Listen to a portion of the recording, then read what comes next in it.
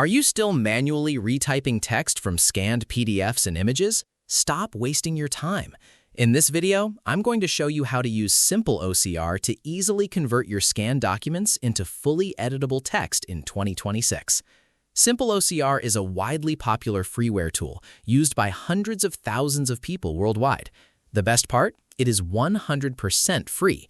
Unlike other tools that hide behind paywalls or put strict page limits on your documents, SimpleOCR has zero limits. Whether you are using it at home, for school, or even inside a corporate environment, you can use it completely free of charge. It's designed to connect directly with your scanner to help you avoid the headache of retyping. But how does it actually perform?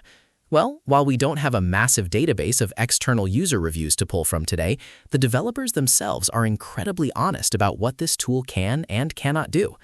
Let's look at the pros first.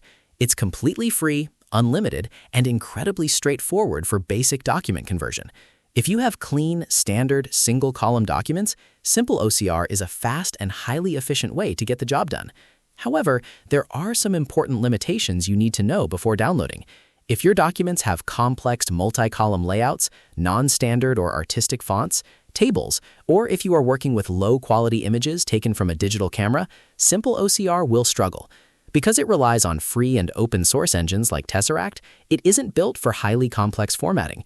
For those heavy-duty files, you'll likely need to look into a paid commercial OCR application like Abby or Kofax. But for everyday standard scans, SimpleOCR is an absolute lifesaver that costs you nothing.